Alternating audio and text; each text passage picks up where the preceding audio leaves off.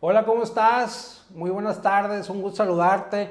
Y bueno, pues estamos el día de hoy con un invitado amigo muy especial y sobre todo experto en el tema de seguridad. Hoy vamos a platicar de un tema que sé que te interesa, que es el tema de cómo fortalecemos y formamos una cultura de seguridad, sobre todo a ti que te dedicas a salvar vidas, sobre todo a ti que haces estrategias de seguridad. La seguridad definitivamente no es cuestión de suerte, es cuestión de causalidad, es decir, nosotros generamos y obviamente trabajamos para fortalecer culturas, procesos en nuestra organización y está el día de hoy con nosotros este gran amigo Raúl Cifuentes. Me da mucho gusto que estés aquí, años de no vernos, ¿va? Bueno, a mí se me han hecho muchos años y muy contento que estés aquí el día de hoy y que nos compartas pues las impresiones y toda la experiencia, anécdotas que a través de yo creo que 20 años, 30, no sé, yo te veo bien chavo igual que yo, pero bueno, platícanos Raúl. Adelante, platícanos un poquito de ti, para que la audiencia te conozca, quién eres, qué has venido haciendo y bueno, pues empezamos con el tema. Adelante, Raúl. Bueno, pues muchas gracias antes que todo por la invitación, Víctor. Sí, mi nombre es Raúl Cifuentes. Ya perdí la cuenta cuántos años tengo en este tema, en el tema de salud, seguridad y medio ambiente. Yo creo que, no me acuerdo, pero más de 30 sí son. Pues en estos 30 y pico años, pues sí, me ha tocado trabajar en algunas organizaciones. Empezaste a los 15, Raúl, seguramente. Empecé como a los 12 más o menos. Muy bien. Y bueno, en estos años, en estos poquitos años que llevamos acá, nunca hemos dejado de aprender y nunca hemos dejado de evolucionar. Eso es algo que sí es muy marcado. Este tema pareciera que es estático, no lo es. Es un tema que evoluciona constantemente y pues es un tema muy bonito, como los decías al inicio, ¿no? Salvamos vidas hasta donde podemos, hasta donde se permite, pero pues es un tema muy agradable. Perfecto, Raúl. Pues oye, pues nuevamente, gustazo, 30 años o más. Y bueno, el día de hoy traemos un tema bien interesante porque muchas de las ocasiones en las organizaciones hablamos de la cultura de seguridad y es bien fácil y subjetivo decir, oye, parece que estamos formando y fortaleciendo la cultura de seguridad, pero ¿qué es la cultura de seguridad, Raúl? ¿De dónde viene ese término tan específico y tan especial para los seguristas o para los altos mandos en una organización que decimos, oye, ¿cómo le hacemos para formar cultura en seguridad? Híjole, es un tema muy complejo, muy complicado y más en estos tiempos, ¿no? Básicamente yo definiría, no traigo nada escrito, no traigo una preparación previa. Esta plática está saliendo así totalmente de aquí. Yo creo que para mí, en este momento, yo te diría que la cultura de seguridad es una sinergia de todos los que formamos una organización con el mismo enfoque. Eso literal es imposible, porque siempre hay gente que trae problemas, trae cansancio, trae estrés, trae muchos factores, ¿no? Pero yo diría que al final la cultura es tener todos un enfoque. ¿Que será posible llegar a ella? Es difícil. Pero al menos nosotros estamos para hacer el intento. Yo a eso, de esa manera es como daría el significado de cultura de seguridad. Perfecto. Oye, pues excelente definición, Raúl, y sobre todo tocaste un tema bien específico. A veces, obviamente, formar cultura, fortalecer comportamientos, influir en liderazgo, muchas de las veces está en nuestro control, pero no todo el tiempo. Definitivamente dependemos mucho de cómo viene un trabajador, un colaborador, qué vivió en su casa, etcétera, ¿no? Entonces, es una labor muy interesante. Pero fíjate, Raúl, yo quisiera que nos compartieras cuáles crees tú que son los principales retos a los que hoy en día se enfrentan las compañías en este proceso de culturizar a su gente.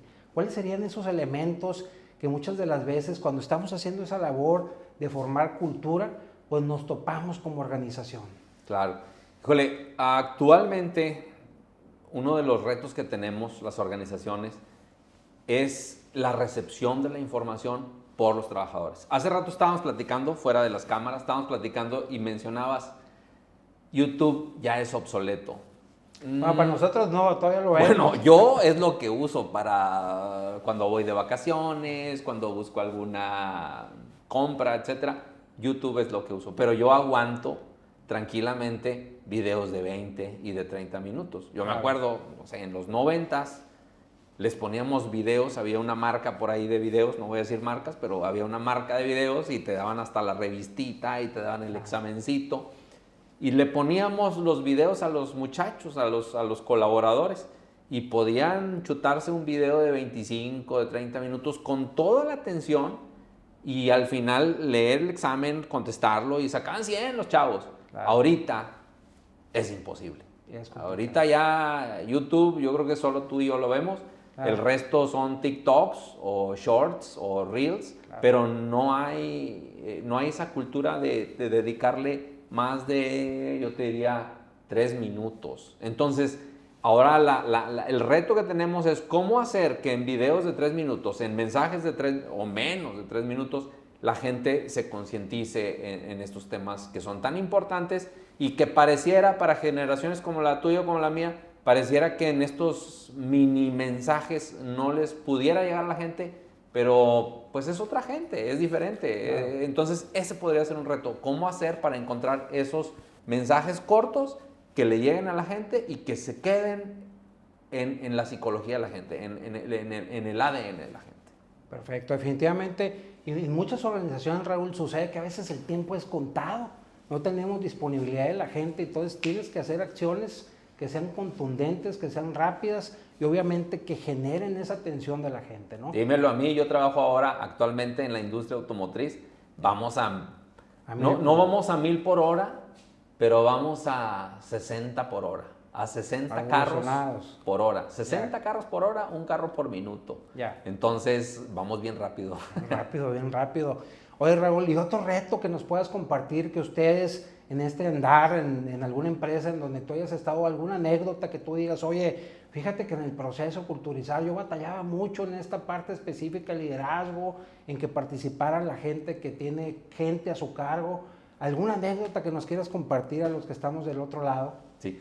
Mira, uno de los puntos, yo diría que ha sido un reto que yo tengo como muy marcado, es el tema de, pues, enganchar a los líderes. ¿Cómo enganchar a los líderes? Afortunadamente, así como las nuevas generaciones, platicábamos de que tenían digamos, un tema con la recepción de la información, ahora también los nuevos líderes en este momento, yo creo que son mucho más empáticos que lo que eran hace 20, 30, 40 años. Claro. No tienen ningún empacho con ir a piso, no tienen ningún empacho con participar en una inspección, no tienen ningún empacho con ser parte del tema de HS. Entonces, este tema de los líderes es un tema muy interesante porque al final simplemente vayamos a los documentos, ¿no? que en ISO, por ejemplo, se revisan. ¿Quién firma la política de HS?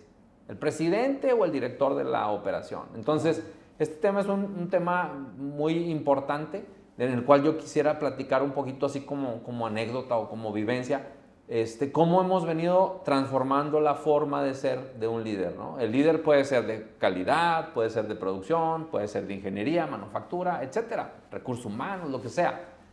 Pero el hacer que ese líder siempre tenga un pedacito de su objetivo en mente a la seguridad, eso es algo fantástico. Porque lo logras y una vez que lo logras, ya tienes, yo diría, a lo mejor es un poco arriesgado mi comentario, pero yo diría tienes el 95% de ganancia para que todo el resto de la organización lo tenga también. Oye, Raúl, ¿y los comportamientos? ¿Qué papel juegan en la parte de la cultura? ¿Tú crees que este liderazgo influencia comportamientos y definitivamente los comportamientos nos juegan de manera positiva o negativa en el tema de la culturización?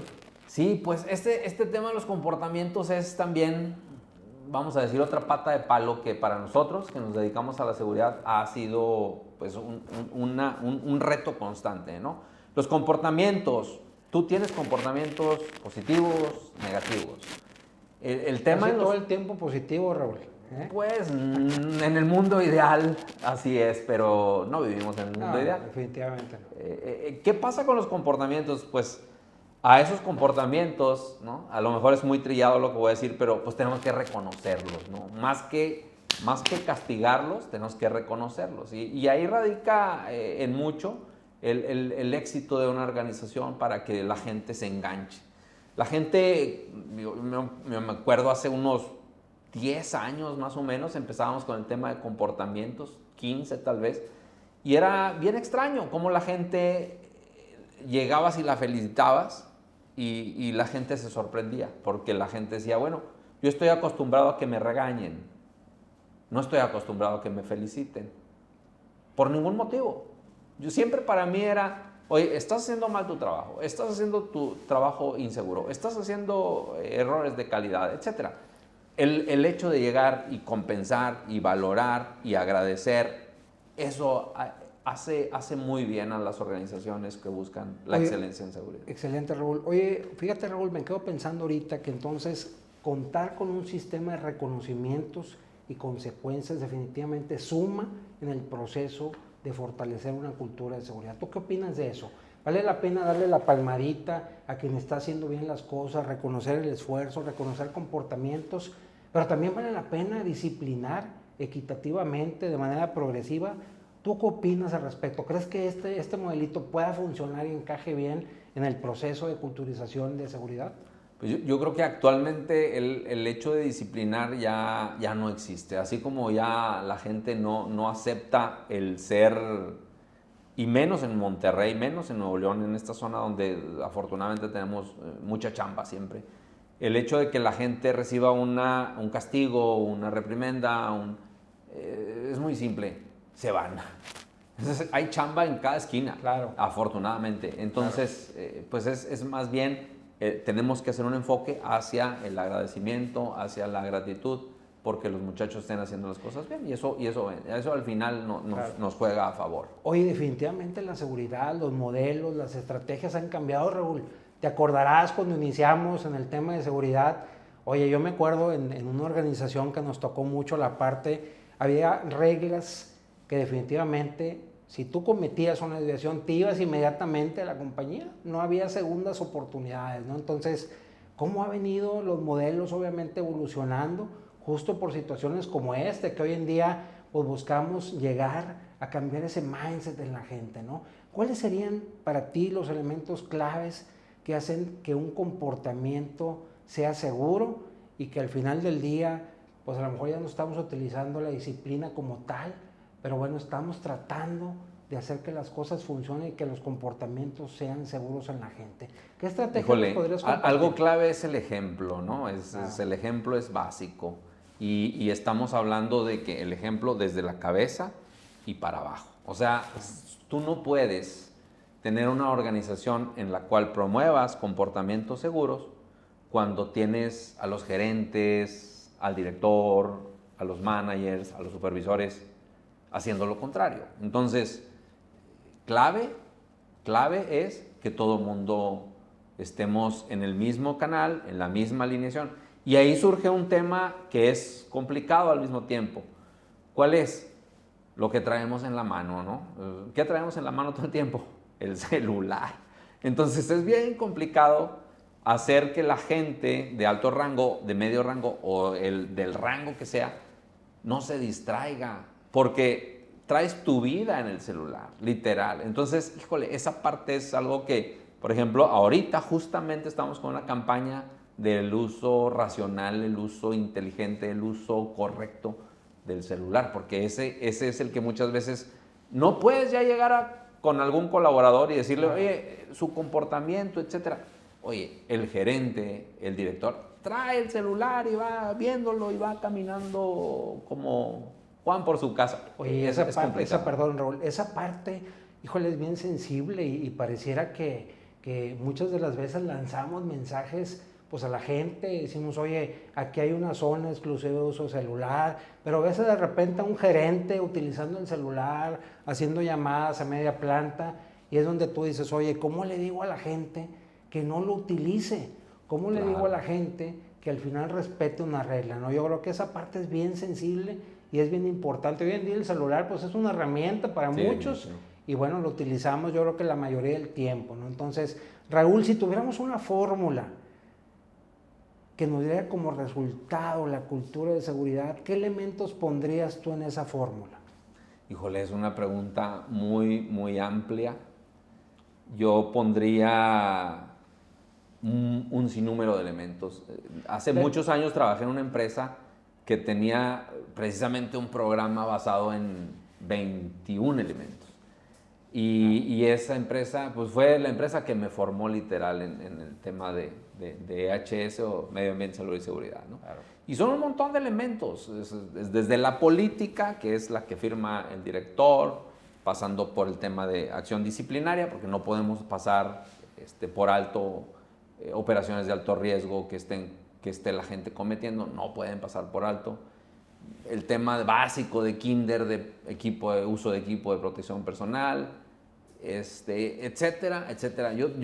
Es un sinnúmero de elementos. Un elemento clave en este tema de los comportamientos es el tema de los contratistas. El tema de los contratistas es clave, porque tenemos a una población a la cual estamos, vamos a decir, graduando en esta Universidad de la Seguridad y la Salud, y tenemos a gente que viene de fuera, vienen externos, y entonces esa gente no trae definitivamente el mismo nivel que nuestra gente.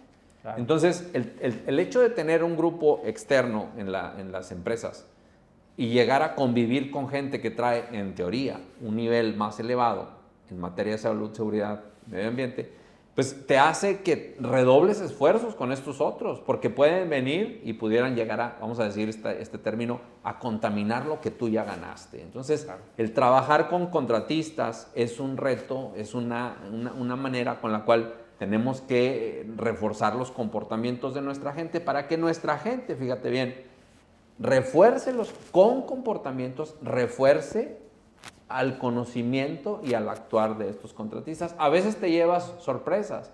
Actualmente estamos desarrollando un programa para elevar el nivel de los contratistas y nos ha dado excelente resultado. Tal es así que los contratistas están haciendo los proyectos de mejora que no hemos hecho nosotros en planta, pero que ellos con vamos a decir, sus ojos frescos, sus ideas nuevas, llegan, observan las situaciones y entonces nos dan el consejo. Pero fíjate, Raúl, yo creo que para lograr eso tienes tú que adoptar al contratista como parte de ti. Muchas de las veces, si haces diferencia o diferenciadores entre el contratista y la misma gente de la planta, ¿qué ocurre? Pues muchas de las veces esa cultura no se alcanza a permear, no logras alinearlos y definitivamente este proceso que ustedes están teniendo, pues obviamente se dice fácil, pero obviamente claro, hay un trabajo y un esfuerzo pues titánico. Sí, definitivamente. Cuando decías hay que hacer el approach con ellos y hay que darles la palmadita o hay que darles el souvenir o hay que darles el premio, etcétera, claro, no podemos sesgar. O sea, tenemos que considerarlos a ellos como si fueran parte de. En alguna ocasión me tocó en una empresa aquí local de Monterrey, donde producíamos o producen todavía cerveza.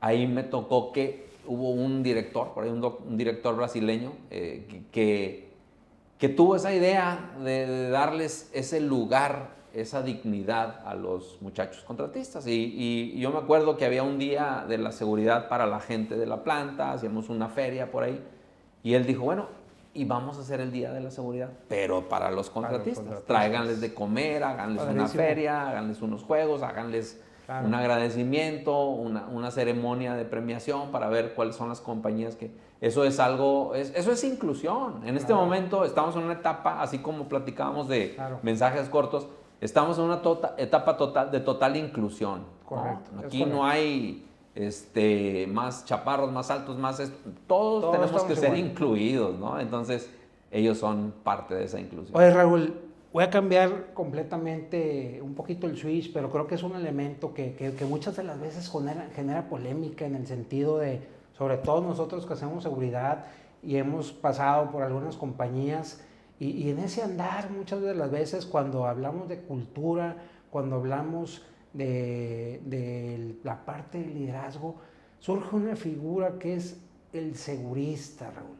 ¿Qué pasa con el segurista? A veces cuando el segurista de repente se para al lado del letrero de años sin accidentes, oye, pues todo el mundo se acerca y se toma la foto y dice, oye, todos hicimos el esfuerzo, pero cuando empieza a haber accidentes en la organización, pues volteamos a ver al segurista porque ya corrió, se desaparece. Es el culpable, el segurista. Es el culpable. ¿Tú qué opinas de eso, Raúl? Yo creo que es bien claro, la seguridad no la hace el segurista, la seguridad la hace la organización. Acabamos de pasar, en la empresa donde colaboro actualmente, acabamos de pasar, por ahí de hecho en las redes sociales deben de ver esos videos, por unas de las líneas de producción que tenemos, celebrando 7 años sin accidentes. Y la celebración, en la celebración me hablaron cuando estábamos con el tema de la organización y me decían, oye, pues vas a pasar a dar unas palabras. Claro. Y yo dije, no, pues yo ¿por qué? Que las dé el gerente de la línea de producción, ¿verdad? Claro. El gerente del área de producción es el que tiene que dar sus palabras, porque al final él, con su apoyo, su respaldo, nosotros somos guía, claro, nada más, pero al final ellos son los que dicen sí o dicen no. Entonces, esa parte es muy clara. La seguridad tiene que ser de la organización. Del gerente de la línea, del director de la línea, del manager de la línea, supervisor, etcétera, y ahí hasta abajo, ¿verdad? Claro. Nosotros somos guía nada más. Nosotros no figuramos ni en el bien ni en el mal. No somos culpables ni somos los héroes. Solo somos guías. Oye, pero pareciera un tema, Raúl, la verdad, y yo estoy de acuerdo contigo completamente, y hacia allá queremos ir todas las organizaciones, definitivamente, en pensar que este tema de seguridad lo construimos todos, la gente del día a día, la gente que está con la labor de dar alguna señal a los equipos de trabajo, influir en ellos, la gente que al final, bueno, pues hace estrategias desde la parte corporativa. Definitivamente somos todos, ¿no? Pero definitivamente todavía hay, a lo mejor contadas empresas donde todavía eso no sucede. Claro. ¿Qué consejo podrías tú compartirle a quienes están batallando el día de hoy y que de repente, pues decimos, oye, pues de repente cuando hablamos de seguridad, pues yo me veo en el espejo, me siento solo. Claro. ¿Qué consejos podrías tú compartir? Híjole, yo creo que el mayor consejo, y no es un consejo, es la realidad, los números lo dicen, los papeles hablan por sí mismos, etcétera. Y yo diría, la seguridad no es un gasto, ¿verdad? También es una frase muy trillada, pero hay que decirla, la seguridad no es un gasto, es una inversión. Y tú lo puedes ver. Y no solamente te va a dar el retorno de la inversión, ¿verdad? Como debe de calcularse una inversión. El retorno de esa inversión, la seguridad no solo te la va a dar en pesos y centavos, te la va a dar en ambiente laboral, te la va a dar en condiciones de trabajo, te la va a dar en que tengas menor rotación, te la va a dar en una satisfacción, que en este momento eso es lo más importante. Un ambiente de trabajo seguro es un ambiente de trabajo en el que la gente valora eso y entonces tiene un punto, además de muchos otros, ¿verdad? Porque la seguridad no es lo único, ¿no? Que a veces la gente se va porque no le gusta la comida del comedor o no le gusta, ahorita con el tráfico de locos que tenemos en Monterrey, claro, no le gusta hacer 1 hora y media a su casa. Lástima, en todos los lugares donde quieras moverte, vas a hacer 1 hora y media de tráfico. Claro. Pero sin embargo, la seguridad puede ser un punto en el cual capturas vamos a decir, la satisfacción del empleado. Excelente, Raúl. Oye, ya para ir cerrando, hay temas, definitivamente, cuando hablamos de cultura en seguridad, ¿cómo mides esa cultura? ¿Cuál sería el termómetro para decir, aparte de decir, obviamente, lo que buscamos como organización es, pues decir, oye, estamos libres de accidentes, no tenemos lesiones, pero ¿cuál sería un termómetro cuando tú al final, fuera del número, estás logrando una cultura en seguridad? ¿Qué sería visible y palpable para que al final del día digamos, oye, estamos mejorando en el tema de seguridad? Claro, pues es como tú dices, ¿no? Tenemos varias maneras, desde lo clave, lo básico, el ABC, claro, que son los indicadores de los OSHA rate o el rate de accidentabilidad, etcétera, ¿no? Pero además de eso, pues lo mencionaba hace un momento, tenemos muchos otros indicadores que nos sirven para precisamente ubicar nuestro nivel en materia de salud y seguridad. Lo decíamos hace un momento, la rotación. ¿Qué tanta rotación estamos teniendo y en qué tanta medida se basa en cuánta accidentabilidad, en cuáles son las condiciones de trabajo, qué tanto calor hace? Es parte de nuestra chamba. Claro. Pero es bien importante no solo platicarlo, sino ponerlo en papel. Es importante generar KPIs soft y hard, reales, tangibles, con números, y otros que sean tal vez no medibles, pero ponerlos sí en una lista y estarlos evaluando cada mes, cada 2 meses, cada 3 meses. Fíjate, Raúl, perdón, fíjate que ahorita que dice ausentismo, yo me acuerdo mucho, ahorita andamos en la labor de apoyar algunas empresas y de repente pues encontramos de todo, ¿no? Y al final del día, recuerdo muy bien que uno de los clientes decía, oye, fíjate que cuando tenemos un accidente, el siguiente día se ausenta media planta, ¿sí? Entonces, bien curioso. Y entonces ya investigando con la gente decíamos, oye, es que yo cuando llego a la casa le platico a mi esposa que tuvimos un accidente en la organización, me dice, oye, ya ni vayas a trabajar, ¿verdad? Entonces, pareciera que es mentira, ¿verdad? Pareciera una anécdota, pero al final es realidad, ¿no? Entonces, la cultura de seguridad nos da tranquilidad, nos da paz, obviamente, desde el punto de vista moral, desde el punto de vista económico, desde el punto de vista familiar. Entonces, para ir cerrando, Raúl, ¿qué consejos nos darías a todos los que estamos en la línea haciendo esa labor de ser seguristas, de ser asesores, de ser facilitadores, líderes en la parte de seguridad?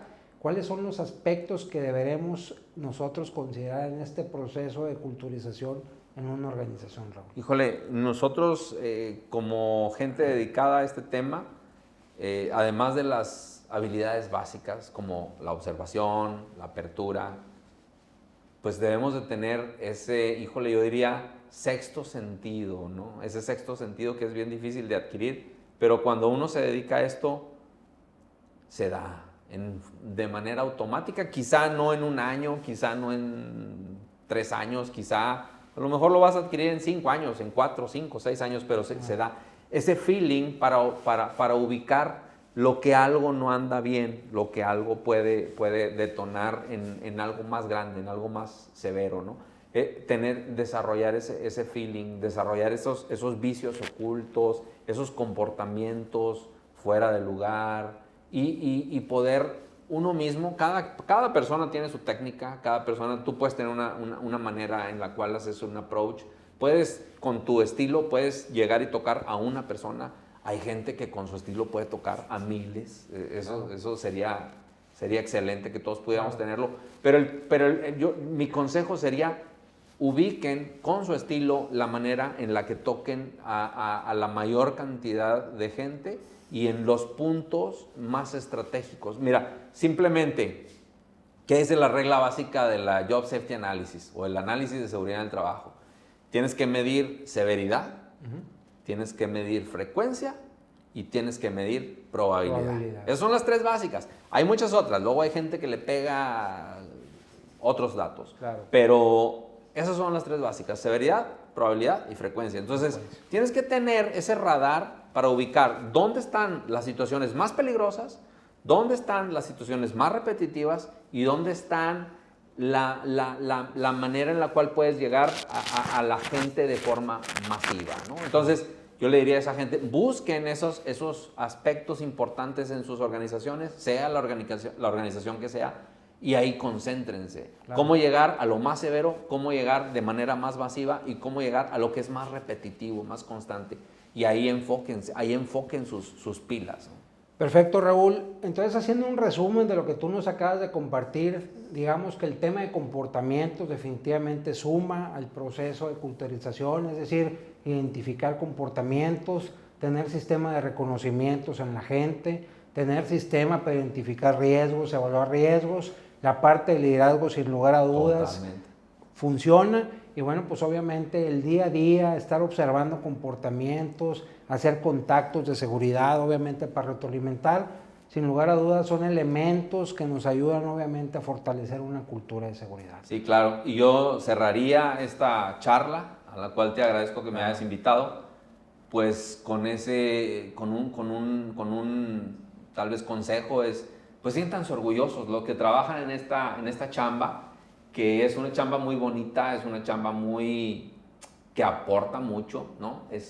Yo no quiero criticar otras áreas, otras labores, pero por ejemplo yo diría, la gente de producción, ¿qué hace? Lo mismo todos los días, y nosotros cosas diferentes, cambiamos, evolucionamos, tenemos técnicas diferentes, etcétera, Es una chamba muy bonita. Igual, gente de calidad. A ver, el defecto, lo arreglo. El defecto, lo arreglo. El defecto, lo arreglo. Nosotros tenemos un sinnúmero de interacciones. Entonces, siéntanse bien orgullosos y siéntanse muy satisfechos. Siéntanse felices de que su chamba está haciéndole bien a alguien más. Definitivamente, Raúl. Oye, pues muchas gracias. Muy agradecido que estés aquí. Y ahorita, fíjate, concluyendo un poquito ahí con lo que nos acabas de compartir. Ya van como 5 conclusiones que hacemos.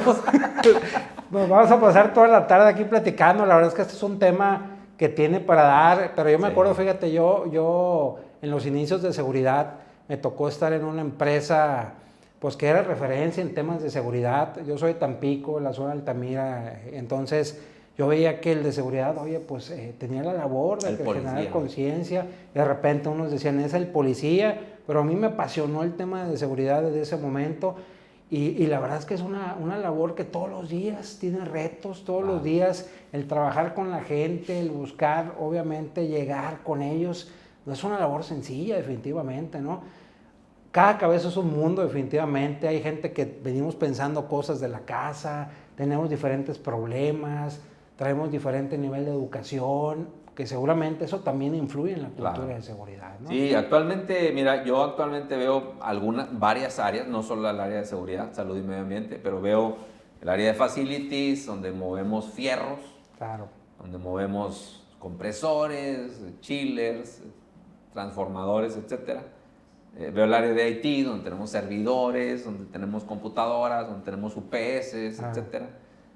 Veo el área de General Affairs, que se encarga de todos los servicios para los empleados, transporte, comedor, guardias, limpieza, etcétera. Y tengo el área de EHS. Yo digo, bueno, todo lo puedo solucionar, pero EHS es difícil, porque un fierro se truena, compramos otro, y lo arreglamos, y funciona de nuevo, volvemos a tener aire en las líneas de producción.